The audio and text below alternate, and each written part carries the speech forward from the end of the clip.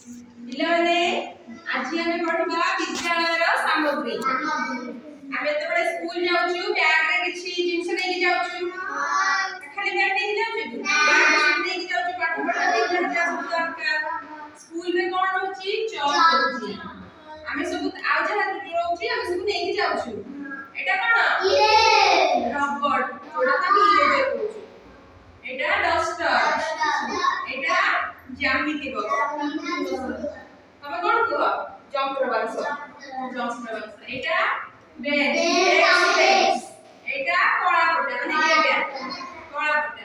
ଏଟା ପେନ୍ ଏଟା ବହି ଏଟା ଲଞ୍ଚ ବକ୍ସ ଟିଫିନ ଆମେ ଯୋଉଥିରେ ଖାଦ୍ୟ ପୁରେଇକି ନେଇକି ଯାଉଛୁ। ଏଟା ଗ୍ଲୋବ ସେଟା କଣ କରୁ କଣ ଦେଖୁ ଏଟା ପୃଥିବୀରେ ଆମେ ସବୁ କିଛି ଦେଖିପାରୁ। ସବୁ କଣ ଅନୁକଣ ଏଇଥିରେ ଆମେ ଦେଖିପାରୁ। ଏଟା କଣ ପାଣି ବୋତଲ ଏଟା ପେନ୍ସିଲ ଏଟା ସିଲଟ।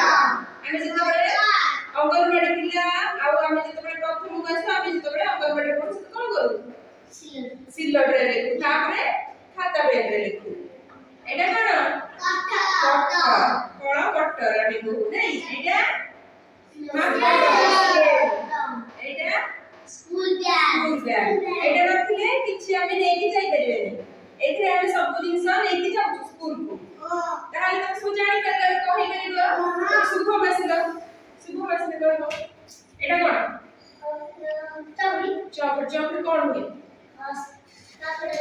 ବ୍ଲାକବୋର୍ଡରେ ଲେଖା ହୁଏ। ଏଇଟା କଣ ହୁଏ ରବର କଣ ହୁଏ ଚକ୍ର ଯୋଉଟା ଲେଖା ଅଛି ସେଟା ଲେଖା ହୁଏ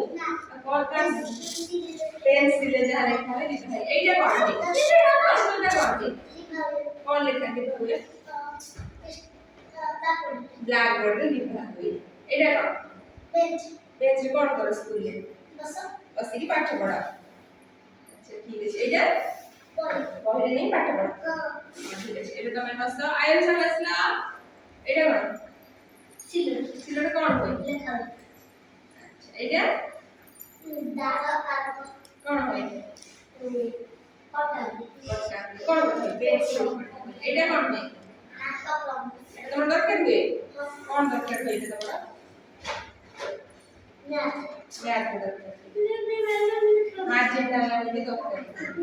आ एटा कौन है कौन है चॉकलेट है। ए बस रुई असना है रुई कहले एटा कौन जंत्र बक्स कौन हुए कौन सूत्र के pencil pen rubber cutter scale ऐसे वो पूरे के स्कूल को लिया। एटा बोतल की बोतल पानी कौन हुए पानी पियो। एटा टिफिन बॉक्स टिफिन बॉक्स में तुम्हें टिफिन भी स्कूल कौन सा टिफिन नहीं है सर रुटी भजा हां हो बस তাহলে রূপা ছিল বাস এটা কোন কটর এইটা পেন্সিল এইটা কোন সেটা গ্লোব আর এইটা সিলার এটা কলা কাটা এইটা হচ্ছে সিলারটা। হ্যাঁ ঠিক আছে তুমি এর পাশে কার গেছিল তুমি গেছিল কোনটা এটা কোন এইটা কোন এটা কোন এটা কোন পেন্সিল এটা সিলট আর এটা কটর তুমি জানিছো এটা স্কেল এটা পেন ଏବେ ସବୁ ଜାଣି ପାରିଲ ବିଦ୍ୟାଳୟରେ କଣ ସବୁ ଦରକାର ହୁଏ କଣ ସବୁ ସାମଗ୍ରୀ। अच्छा ठीक है वेरी गुड।